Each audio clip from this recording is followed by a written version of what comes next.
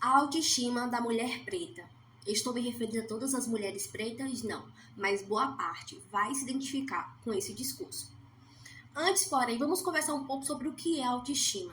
A autoestima, ela é uma avaliação subjetiva que temos sobre nós mesmos. Ou seja, essa avaliação, ela é resultado do nosso olhar crítico, ou seja, da forma como enxergamos a nós, da forma como vemos nossos defeitos e qualidades, aquilo que nos torna segura ou insegura, confiante ou não tão confiante assim. Então, tudo isso são avaliações subjetivas, ou seja, é um olhar que temos sobre nós mesmos. Então, a autoestima, ela está relacionada à forma como nos enxergamos. Só que a grande questão é que esse olhar, ou seja, essa construção, a forma como enxergamos, ela é cultural. Então, isso implica também dizer que a forma como pensamos sobre nós mesmos não vem de uma linha racional. Não, racionalmente eu penso que eu sou isso e aquilo outro. Não. É uma soma de como pensamos, mas dentro do contexto de nós, enquanto mulheres negras, enquanto homens negros, aquilo também que a sociedade já disse que somos. Somos influenciados por uma visão cultural, por uma visão que vem se reproduzindo ao longo do tempo por conta do contexto histórico. Então, assim, enquanto nós, negros, descendentes de escravos, a forma como pensamos vem de uma narrativa que não foi construída por nós. Vem de uma narrativa construída por aqueles que na época tinham o poder econômico, o poder político, eram os senhores da época.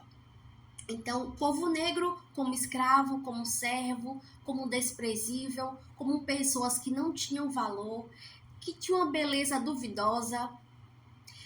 Aí tem as questões de sexualização do homem, de sexualização da mulher, a invisibilidade desse povo ou a inferioridade, não tem talento, não conhece, enquanto na verdade só não tinham oportunidades.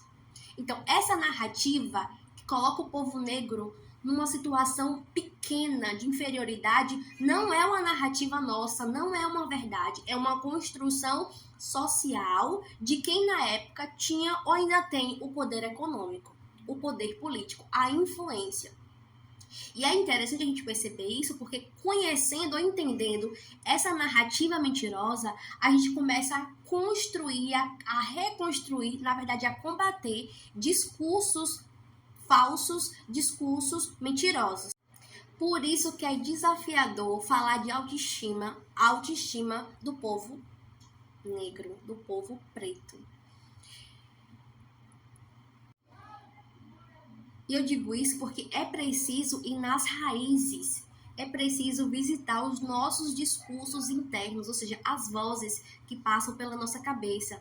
Porque a gente precisa conhecer quem somos, a gente precisa conhecer a nossa história, a gente precisa ressignificar dores, traumas, sequelas.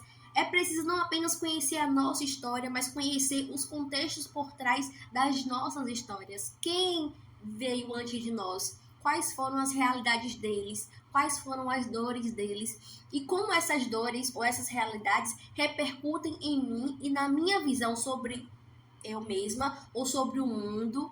E a gente precisa estar visitando isso. É muito complexo. E, por exemplo, quem não teve uma realidade de rejeição ou não passou por situações de racismo ou não vai entender a dor que é reconstruir a autoestima. E eu tô falando isso porque dói. Em mim ainda dói. E eu não quero ser aquela pessoa que grita para ocupar meu direito. Eu já entendi que a segurança ou que algumas coisas elas precisam ser silenciosas. E aí eu tô aqui combatendo dentro de mim, mas eu preciso externar para que a gente consiga unir forças e combater dentro de nós alguns discursos, reconstruindo e ressignificando nossas dores e nos posicionando com autoridade, com confiança, colocando as pessoas no seu devido lugar, sem grosseria, entende? E sem também se sentir oprimido diante de opressão, porque eu sei que é desafiador. Eu sei. Quem de nós não foi eleita a mais feia da escola, da classe? Quem de nós não foi rejeitada pelos meninos? Ou seja, ao invés de nos cumprimentarem, pulava. Pelo menos para mim isso era muito comum, familiar. Sentávamos eu e as meninas que eu andava na época, claras, né, brancas, e aí abraçava, beijinho, beijinho, abraçava as meninas, aí Shirley, oi Shirley, oi Shirley. Eu ouvi tanto, nem que você fosse a última mulher do mundo. Ou Deus me livre de namorar com ela. Ou baranga. Sem contar os inúmeros olhares e discursos subentendidos, que na época eu não entendia, mas que hoje, meu Deus, faz sentido. Entendi. Se dentro do contexto familiar não havia um letramento sobre beleza, beleza negra, ancestralidade, nossas histórias, nossas raízes, sobre a realeza que nos antecedeu antes de sermos trazidos para cá, se a gente não tem esse entendimento, essa percepção, é muito mais fácil que nos roubem nossa identidade e traga a identidade que eles acham que é conveniente para eles, que é de subserviência, que é de inferioridade, que é de estagnação, de não avanço, mas há muito potencial em nós. E esse potencial, ele vai ser restaurado, ele vai vir à luz, ele vai vir à tona a partir do momento que a gente se posicionar diante de nós mesmos. Primeiro, não aceitando esses discursos mentirosos, que somos menos, que o espaço não é para nós, e tantos outros, né? E mudar nossa visão de nós mesmos, combater os discursos. Nossa, isso é a parte mais difícil, porque é uma constante, é uma constante, é uma constante.